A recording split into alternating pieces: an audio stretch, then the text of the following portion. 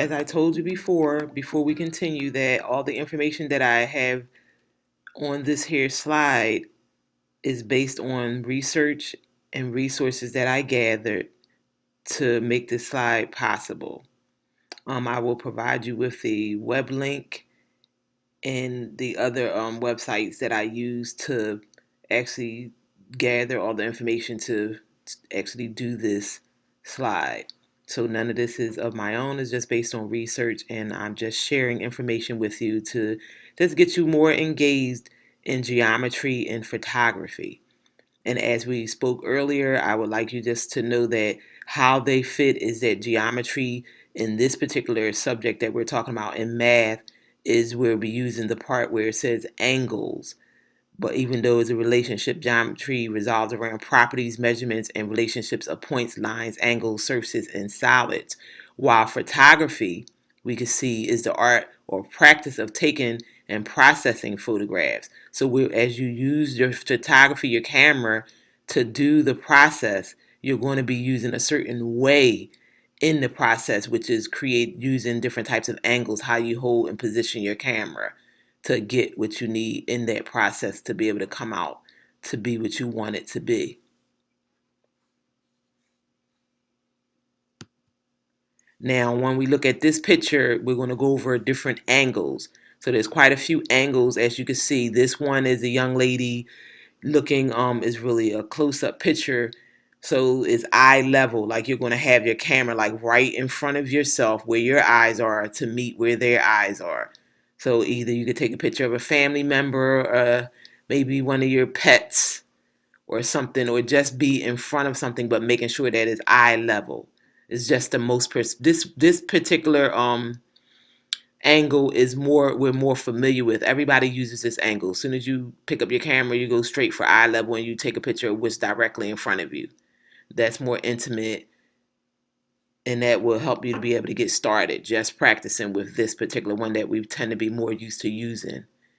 Okay, now with this one, we're going to try the low angle. Is sort of like an optical illusion type of angle that you would use with your camera.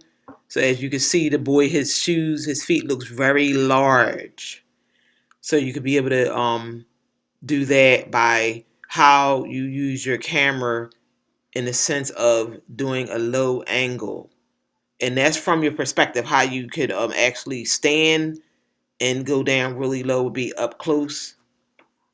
So using a low angle is pretty cool. So because sometimes the eye level can get a little to come out of that eye level, which we're always familiar with, you could try to do more adventurous things like the low angle shot, because it makes your subject, like it makes everything looks big. And we know nobody's shoes do not look that big on their body. They're so comical. So it kind of gives you that caricature look. Like it makes it look different. So kind of practice with that and see. And when I leave the link for you guys, you'll be able to go on that website and check it out a little bit more in detail about what the actual photographer was trying to make a point of when they had actually created this particular photograph. With this one, with the high angle, you have to include your background. So it's like maybe you could stand somewhere high up on the top of the steps and somebody could be at the bottom of the steps, and you could take a picture of them, maybe you standing in your doorway and them standing outside at the curve. So you could take a picture like that, a high angle, and it look like you're up high at the top of your steps and they're down low, and you still have the whole environment that they're in when you take the picture. So think about that. That's a pretty cool picture. But it still looks like you're way up there and they're down there, but yet it includes the background. And that's something, like I said, you could be in your doorway or on your porch, and you could be standing on the steps while they're at the bottom of the steps on the curve or on the sidewalk. Or you could even take a picture of maybe a bus passing by or a car on the sidewalk from your house, or from your actual bedroom window or something like that. You can get real creative with this. It's really nice how it includes the background, but it still looks like you're way up somewhere. You can use the bird's eye view. This is really nice. Now, the bird's eye view, if you have a drone Some guys might have a drone that they might have gotten as a gift at some point in time and really never had the opportunity to use it. So this is maybe a good opportunity to use a drone. Like if you have a drone to take pictures of things while it's flying around and just fly that around and take some pictures. And for those of you who don't have a drone, you could just take pictures from up top, like maybe like I said, upstairs out of your bedroom window. That's the highest you can go if you want to take a picture with a bird's eye view. You could use a Dutch angle for an edgy photo. Now the Dutch angle, makes the image look a little edgy, like as if it's a different perspective, as if somebody's laying down. You could take a picture of maybe somebody resting while you're standing up, taking that picture of them, and you can see that how the person looks sideways, like you're taking that side view on an angle. It changes, so you have to kind of tilt your camera in a different way. Like the person is in a certain position, but yet your camera, you have to kind of go from the side. Like think about how you have to angle your camera to get this particular look. Like this young lady's laying in the grass, but it's not like her body, you don't see her. Her body is not actually vertical or horizontal. It's like diagonal, like on an angle, so it like that little slant look. Now, when you take a close up, a lot of us sometimes we're afraid to take close up. Some people don't really like close up pictures. This is the one that kind of takes us out of our comfort zone. So, taking a close up is really an intimate portrait. So, getting that close up, and that sometimes close up, most time people use close ups in when they're taking pictures of maybe nature, a flower, or maybe you captured a bug on a leaf or a plant at some point in time and just want to take a real close up of the activity and looking at the insect on the actual leaf. You could take a close up. Sometimes you could use a close up as a real close up as a way of just capturing all the details of what's in front of you. You could take a picture of a face. It could be a vase, a mug with some type of painting on it, or a portrait, a painting on your wall that you just want to take close up of to actually see the texture of the paint that could have been used on a canvas. So you could get real creative with close-ups. It doesn't just have to be of a person, but it could be of anything if you want to really get a close-up to see the so many details of the close-up of what you're taking a picture with for that angle.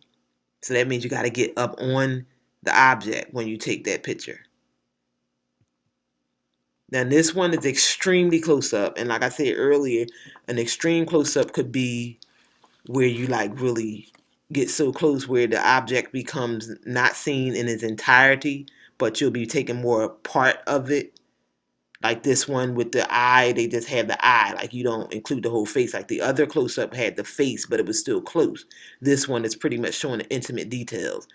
Like I said before, if you take an intimate detail, it could be of just the leaf with the flower with the bug on it instead of the whole plant or the whole flower blossom showing. But you can actually show just that one leaf with the actual insect on it. This is really fun too, but I don't know how comfortable your loved ones will be with you taking a picture of their eye. It depends on everybody's level of comfort. So please get permission. This one right here with the long shot view, that's having you got to change the position of your camera. Long shot is wide. You see how the picture is long. That's more giving it that width look. And also, even though they're shooting from a distance, it's up close. So that means you would have to zoom in, but yet create it out, like stretch out your change the way your camera is for the width sake, as well as zooming in.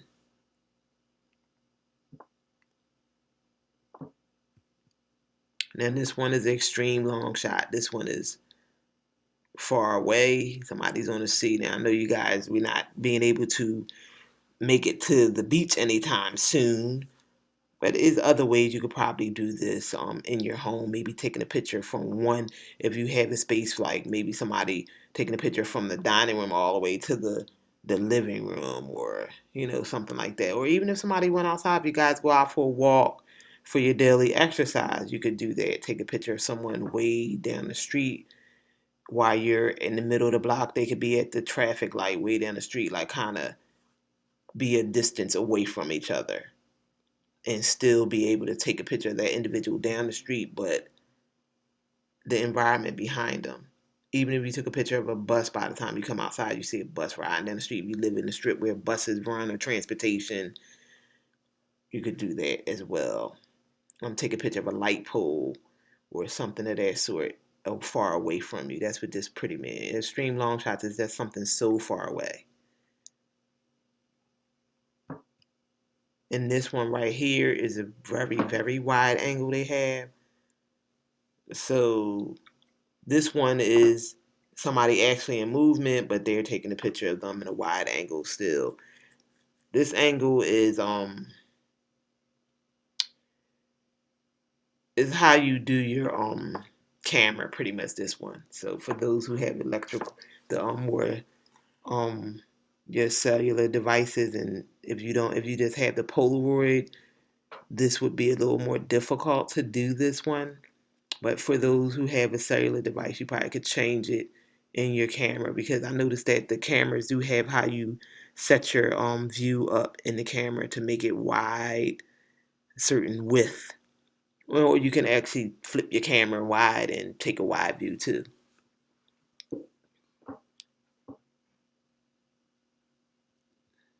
So to conclude this, and I hope that you guys are really listening, because I want you to have a great time in your adventure of snapping, using angles and just snapping away. Just enjoying your moments of just exploring the world around you in your home, and even outside, if you go outside for, like I said, for exercise and things of that sort, just to get a little breath of fresh air in the midst of present circumstances. Just take, you can see in the conclusions how it talks about how the eye level portraits tend to be number one. That's what we do the most. And then try the low angle shots to make your subject appear huge. This is pretty much like a review. And go with the high angle shots to include backgrounds. Use the bird's eye view angle with the drone for those of you who have it, or like I said, if you have permission of your parents and you can look out your windows, and you could do that type of look too for the bird's eye view. As if it's sort of like being up in the airplane and you looking down. If anybody's ever traveled in an airplane, and you see how when you look down the world, everything looks so small.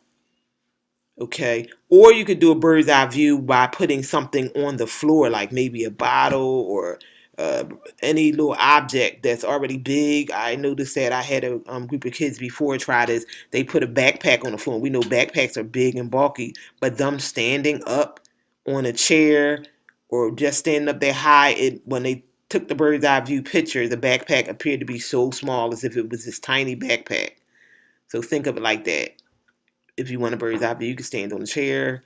But ask permission from your parents. I don't want you to be doing anything reckless or anything that would cause any danger or get you injured in any way. Just be safe while you're doing it. The bird's eye view thing, get the support of an adult. But for the most part, you can do it just by standing up and putting something on the floor, and you can see that it changes the angle from where you're standing based on the perspective on how the object will change in size. Literally, it will. Use the Dutch angle for edgy photos. Somebody laying down on the floor, maybe watching TV comfortably. Have somebody just set up themselves like that with a bunch of books around them while they, maybe they were studying and they're just so tired from their online courses. Something like that. Also for the close up, take the real close ups. The one that could be of a whole face or the eye where it's very close up. Just enjoy yourself. And now, with this being said, I'm going to challenge you. And the STEM challenge is to take as many of these angles and use them with whatever photograph, like whatever type of photography you have, whatever type of camera you have. Use these angles with your camera. It could be your cellular phone, a regular camera if you have one, a Polaroid, using your camera to explore these angles. And then what you're going to do is you're going to send them to me via email. And we're going to create a photo collage with everyone's work on it.